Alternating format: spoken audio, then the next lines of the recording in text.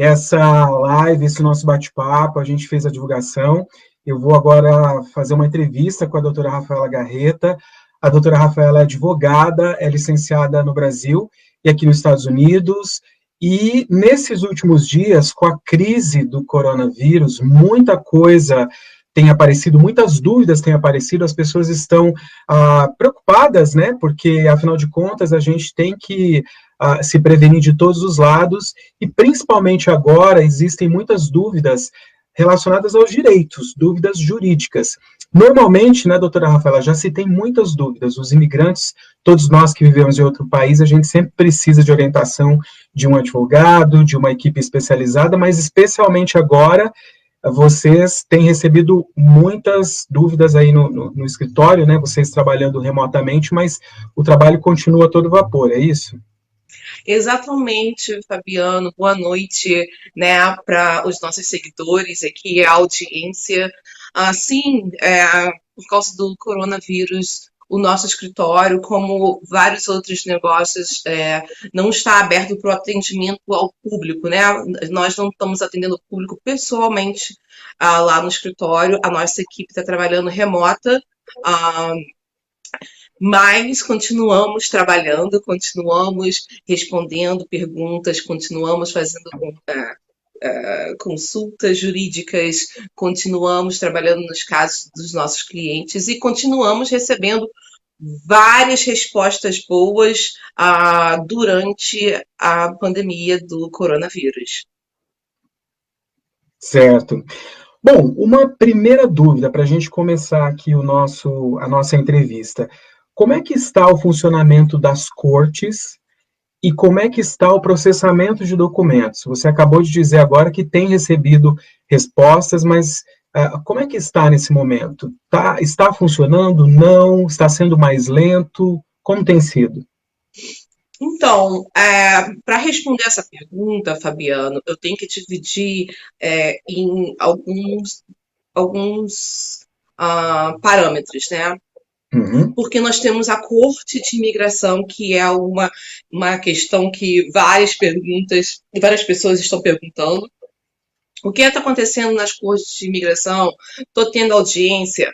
A outra parte é o USCIS, que o pessoal, que é a agência que processa as aplicações, as petições imigratórias. Uhum. ICE, que é a Polícia de Imigração, e as cortes aqui no estado de Massachusetts, as cortes locais. Então, para começar sobre as cortes de imigração, as cortes de imigração aqui na região de New England, né, Boston, Hartford, em Connecticut, Boston, Massachusetts, Hartford, Connecticut, e as cortes em Nova York, Manhattan, elas estão em Manhattan, estão fechadas totalmente, só estão recebendo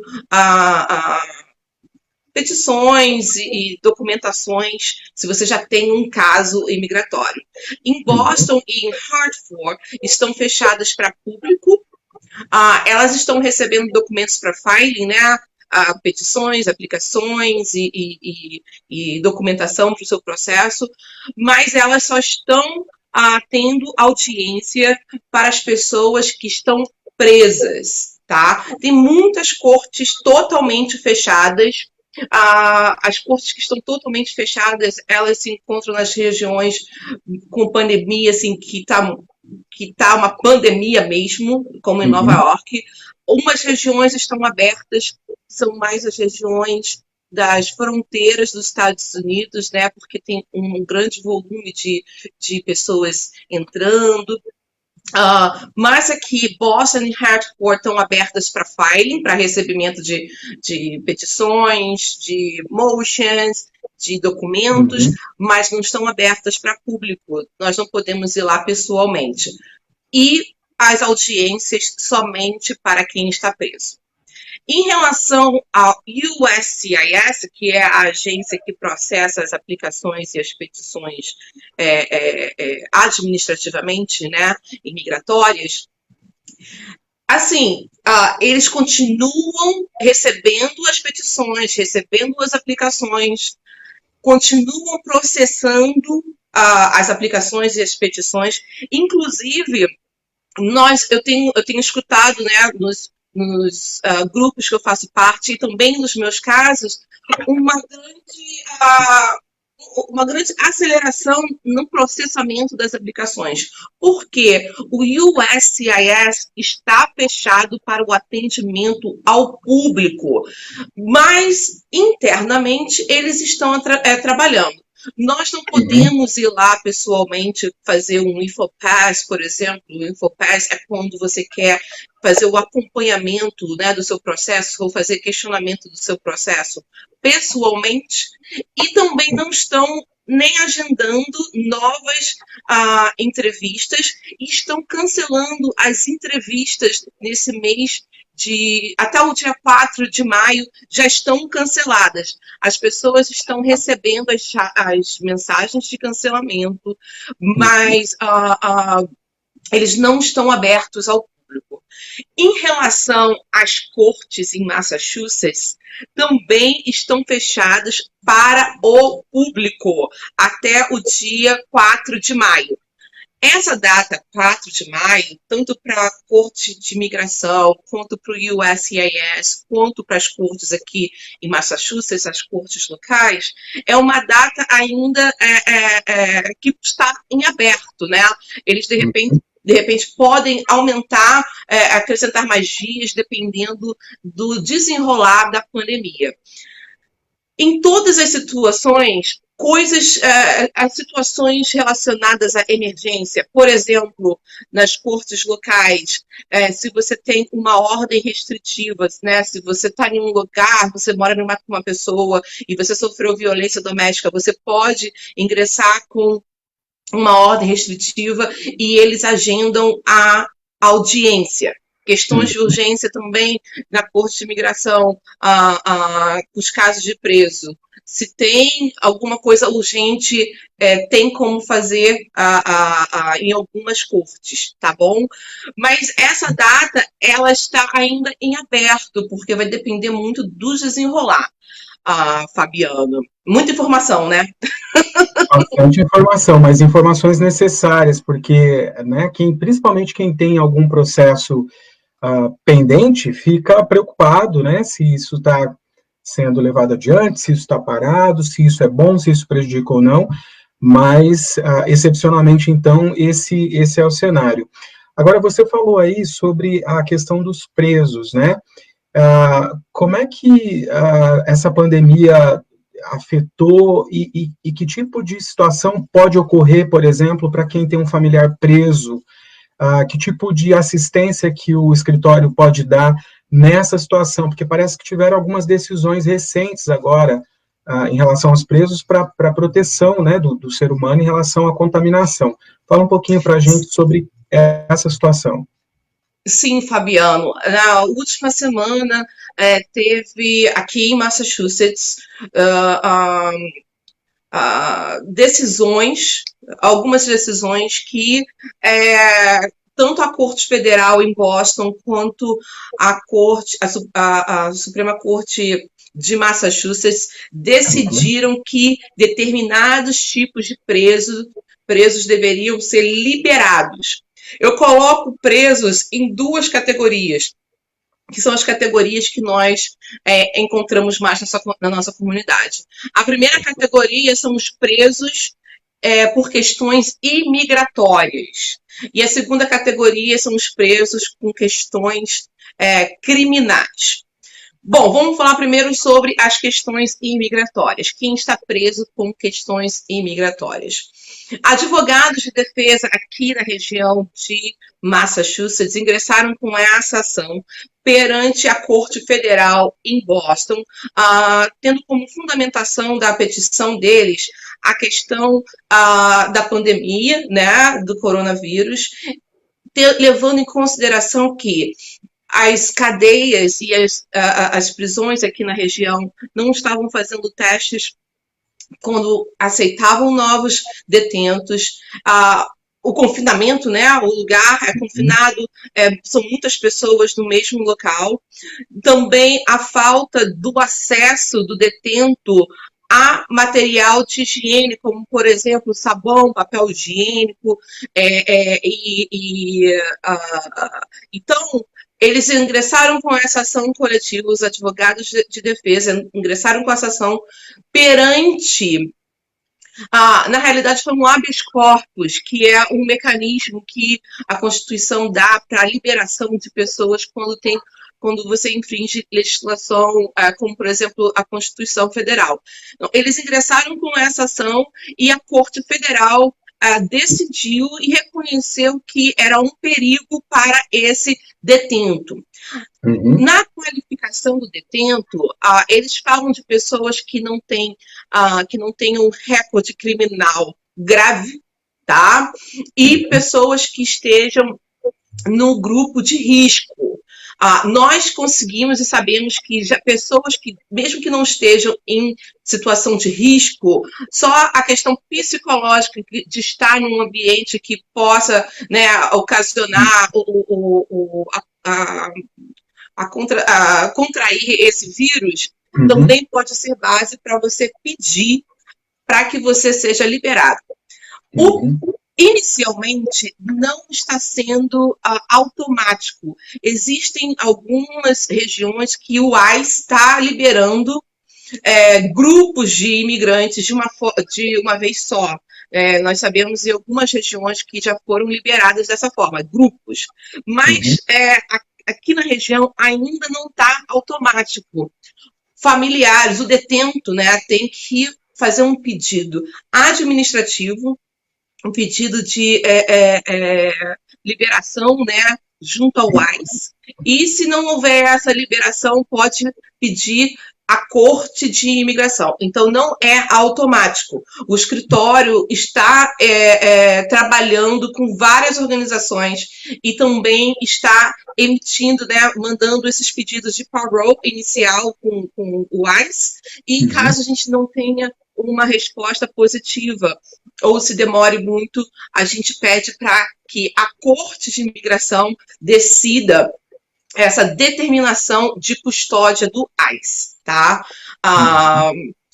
Em relação aos presos por questões criminais, uma organização, a Lawyers for Civil Rights, com outros advogados de defesa, ingressaram com ação coletiva para que presos no estado de Massachusetts, no Commonwealth em Massachusetts, fossem liberados se eles não tivessem crimes, ofensas de violência, né? Se a ofensa deles não fosse relacionada com violência, e se fossem pessoas que tivessem uma liberdade condicional técnica ou que tivessem infringido a liberdade condicional, o famoso parole.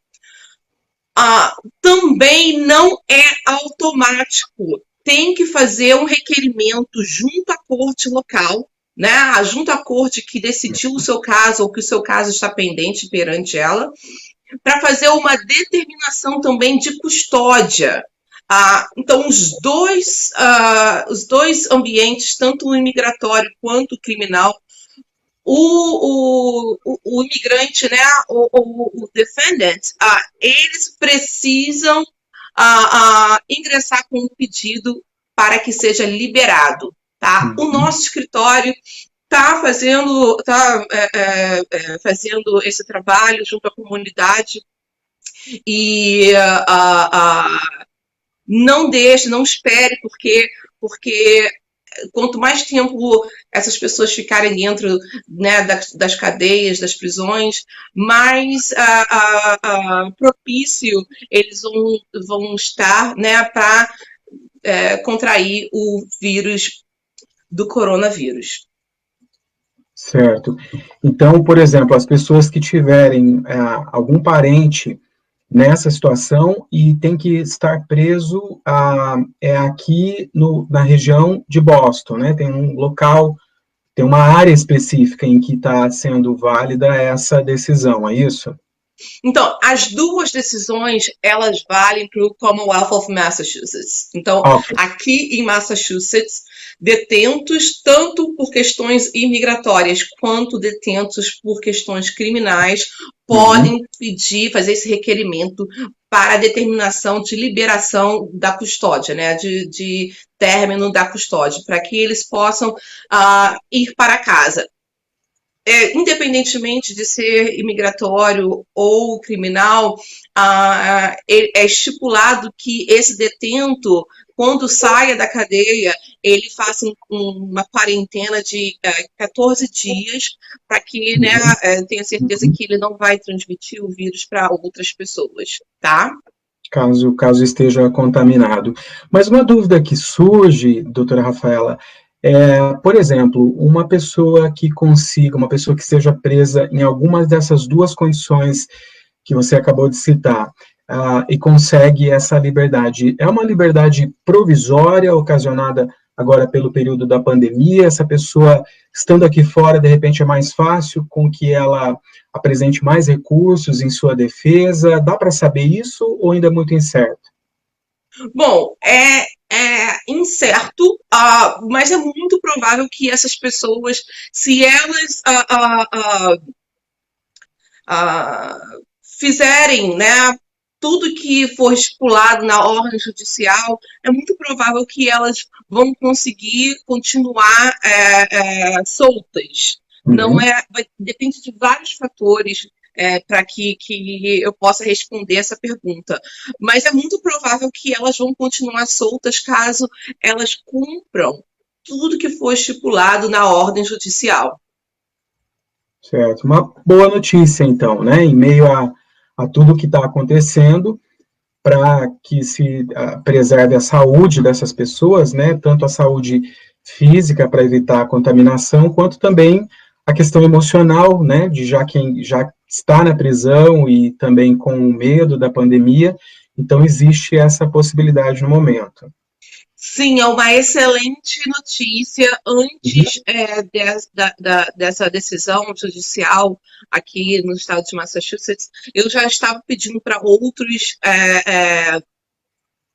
clientes meus que estavam presos, aqueles clientes que tinham condições, né, de saúde que colocavam no grupo de risco, eu já estava pedindo junto ao ICE o parole. Mas é uma excelente notícia, porque com certeza, quando tem uma ordem judicial, fica muito mais fácil da gente alcançar o resultado. Tá certo. Bom, vamos falar de um outro assunto agora, doutora Rafaela, que é a questão da ajuda do governo para empresários, pequenos empresários, né, como um alívio por causa da crise, né, causada aí pelo fechamento do comércio, fechamento de todos os serviços. Que tipo de ajuda, ou que tipo de auxílio, né, o escritório pode oferecer? Porque eu acredito que muitos empresários, pequenos empresários, empreendedores da comunidade brasileira, que estão sendo prejudicados pela crise, tem dúvida de saber, né, se tem algum benefício, se não tem, se tem direito, se aplica ou não. O que você poderia comentar nesse sentido para dar uma informação para as pessoas? Sim, o governo federal, através da Agência de Administração Americana para Pequenos Negócios,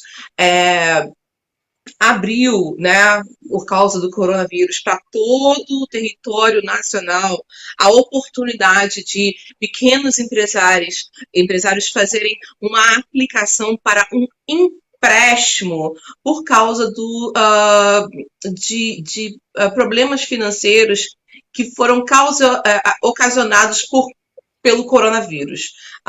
Esse empréstimo é uma aplicação.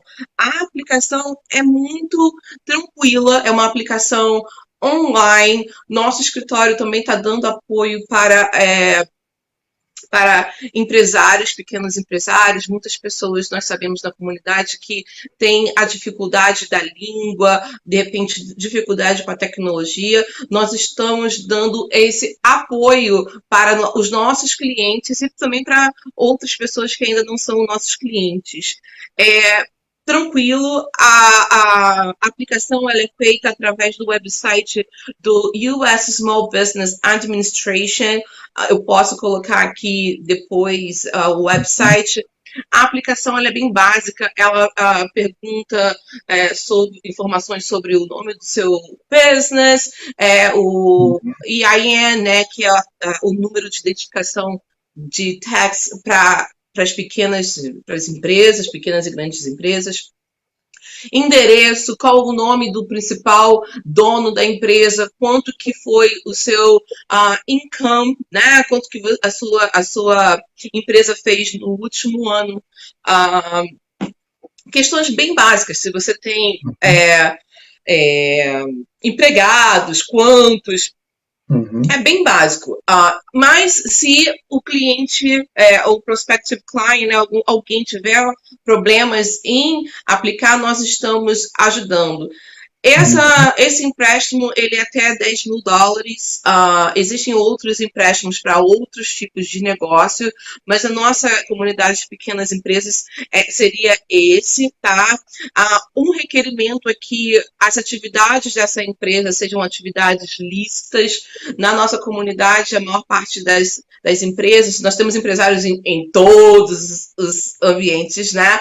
Mas, assim, nós vemos muitos empresários no ramo da construção, da limpeza, dos restaurantes, muitas pessoas que têm empresas de consultoria. Então, são atividades lícitas. Um outro requerimento que é muito, muito, muito, muito importante é que o principal dono da empresa não pode estar devendo pensão alimentícia por mais de 60 dias. Extremamente importante, porque, né, o seu filho também está passando dificuldades financeiras nesse momento. Então, o governo está levando em consideração se o principal dono daquela empresa está em dia com a pensão alimentícia. Também não podem ser empresas relacionadas à indústria da pornografia, empresas relacionadas à indústria dos jogos de azar, empresas que têm uma atividade de fazenda, né, agricultura. Essas empresas elas podem qualificar para empréstimos específicos. Mas, assim, na nossa comunidade seria o Economic Injury Disaster Loan, através do US Small Business Administration. Certo. Bom, então, novamente também, uma boa notícia, porque se existe essa possibilidade, né, de fazer a aplicação, talvez muitas pessoas não saibam, então que quem estiver assistindo a essa entrevista, a esse vídeo, pode passar essa informação e pedir para procurar a equipe do Garreta Law para ajudar, né, auxiliar na aplicação correta para receber esse benefício agora, principalmente nesse momento, que a gente ainda continua de quarentena, que o comércio, os empregos, tudo está suspenso no momento, então é preciso se informar para procurar essas informações e saber o quanto isso pode ajudar a comunidade. Doutora Rafaela, mais alguma outra consideração que pode ser feito para ajudar a esclarecer as pessoas em relação aos direitos, em relação ao que pode ser feito nesse período, durante esses dias? Sim, eu gostaria de falar sobre o seguro-desemprego, Fabiano, que foi expandido. O seguro-desemprego, ele não é pago para pessoas que são autônomas, né? E pessoas que trabalham na indústria dos gigs, tipo artistas, ou pessoas que sejam contratadas independentes. Então, historicamente, seguro-desemprego não pode ser pago para esse tipo de profissional ou trabalhador. Entretanto, no dia 28 e 29 de março, foi passada uma legislação chamada CARES, o CARES Act, que é uma legislação federal que expandiu a possibilidade de pagamento de seguro-desemprego para trabalhadores autônomos, trabalhadores de gigs, trabalhadores de independent contractors, né, contratados independentes. Tanto aqueles que são empregados deles mesmos, quanto pessoas que recebam, por exemplo, 1099. Então, expandiu para esses profissionais a possibilidade do requerimento do seguro-desemprego, que é uma excelente notícia. Eu falei sobre isso essa semana, quando falei, eu acho que foi na terça ou quarta-feira, ainda no estado de Massachusetts não tinha uma previsão de quando eles iriam abrir as aplicações, mas elas vão ser abertas no final desse mês, dia 30 de abril. Excelente também que eles vão pagar os retroativos até desde a semana do dia 2 de fevereiro, terminando no dia 2 de fevereiro. Então, se nesse tempo da semana do dia 2 de fevereiro até o dia 30 de abril, quando eles abrirem a aplicação, né, e consequentemente algumas semanas após a sua aplicação até ela ser aprovada, você vai receber esses retroativos se você comprovar que você teve a sua renda diminuída ou que você perdeu o trabalho por causa do coronavírus. Excelente. Uma outra excelente possibilidade que essa lei CARES deu é a adição de $600 para as pessoas que estão recebendo o seguro-desemprego. Como a gente sabe, o seguro-desemprego, ele não paga 100% do salário que você iria receber, né? Ele paga parte do salário. Então, o governo federal está financiando e apoiando os estados, né, a pagar semanalmente mais $600 para cada trabalhador que esteja recebendo o seguro-desemprego.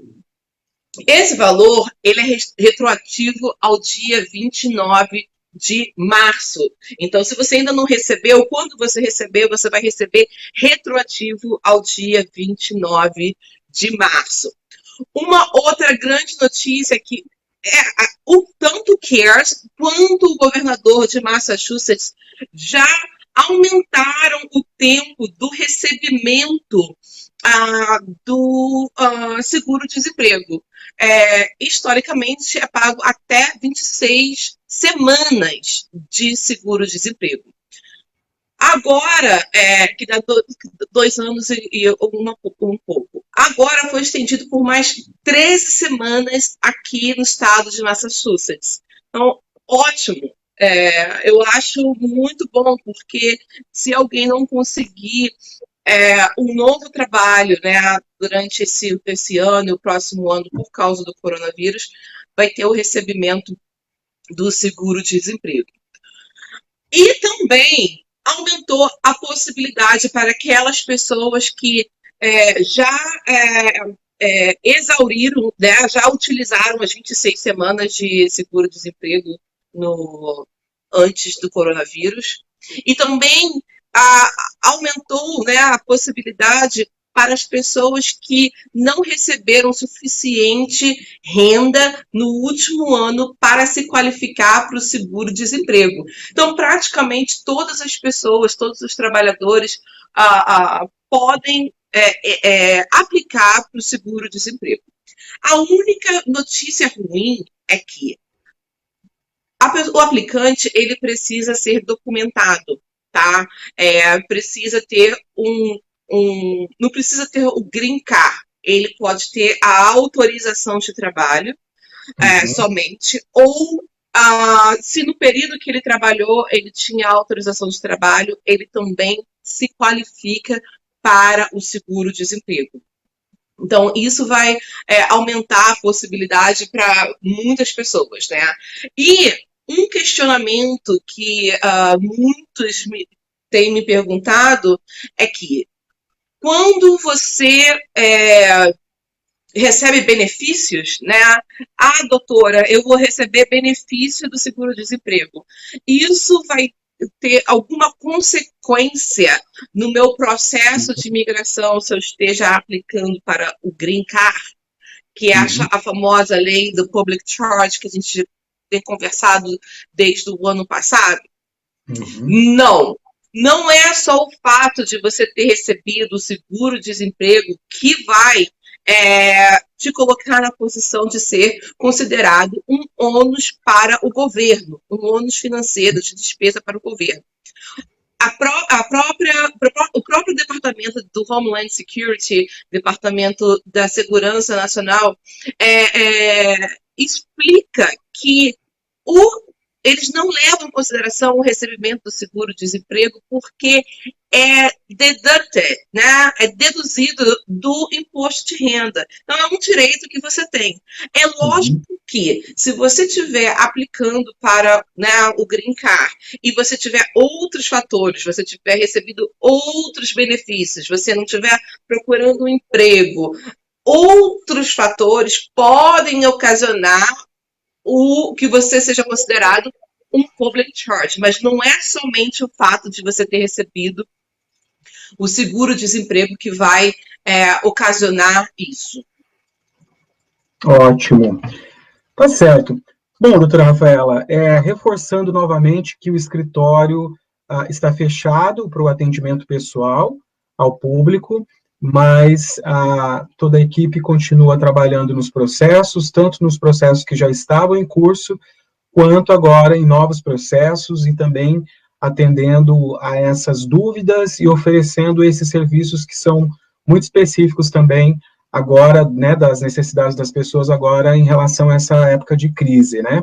Gostaria que você deixasse, então, uma mensagem final para as pessoas e a gente também reforçar que mais informações podem ser encontradas tanto aqui na página do Facebook do Garreta Law, quanto também uma série de vídeos, né, que vem sendo publicados aí há mais de um ano no canal do Garreta Law no YouTube. Então, são vídeos que as pessoas podem se informar sobre diversos assuntos relacionados aos direitos dos imigrantes aqui nos Estados Unidos. Mas gostaria, então, das suas colocações finais e a gente também deixar o telefone, né, para as pessoas que tiverem dúvidas estarem ligando para vocês. Sim, primeiro, eu gostaria de, mais uma vez, agradecer pela audiência, né, pelas pessoas que acompanham as nossas redes sociais, os nossos canais no YouTube, Instagram e Facebook. Se é a primeira vez que você está assistindo um vídeo nosso, siga a gente, deixa o like, deixa a sua pergunta. É importante que a nossa comunidade participe para que a gente possa trazer informações para eles, assim, do que estão precisando, né? Apesar da gente estar sempre próximo da comunidade, mas é bom receber perguntas específicas. O nosso escritório, ele atende em várias áreas do direito. Somos conhecidos muito pela questão imigratória, né, da representação de clientes perante as agências e a corte de imigração, mas também atendemos clientes na área da família, a área empresarial, na área de estate planning, na área criminal, temos uma equipe muito boa criminal, para questões criminais, e no direito internacional, como, por exemplo, a homologação de sentença estrangeira perante ao Superior Tribunal de Justiça no Brasil. O nosso telefone é 857-702-9737, 857-702-9737. Se você está fora dos Estados Unidos, você pode mandar um e-mail para a gente no info@garretalaw,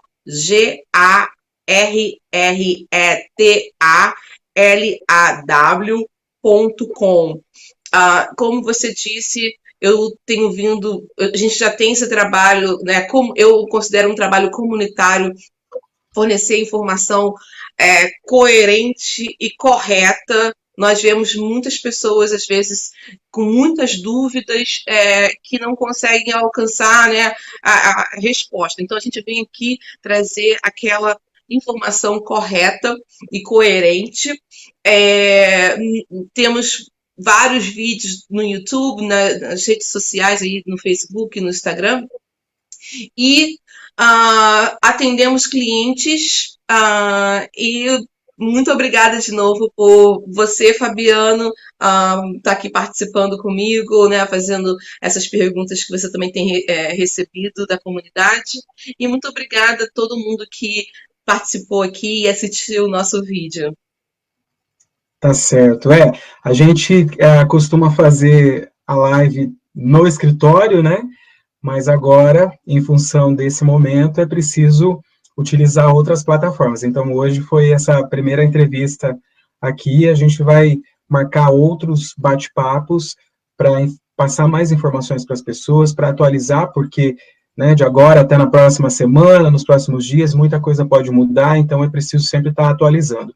Mas eu que agradeço também pelas informações, e você que está assistindo essa live, não deixa de compartilhar, de voltar aí no vídeo, assistir, ver algum ponto, enviar a sua pergunta, enviar o seu e-mail, e a gente pode, na próxima live, né, doutora Rafaela, estar respondendo as perguntas que vão chegar das pessoas que estão assistindo a esse vídeo. Tá certo, então? Pessoal, então, boa noite, doutora Rafaela, boa noite, muito obrigado. Fique bem, fique segura, todos nós nos cuidando, e a gente se vê, então, no próximo vídeo, na próxima entrevista. Tá joia? Até mais, então. Boa noite. Boa noite, Fabiano.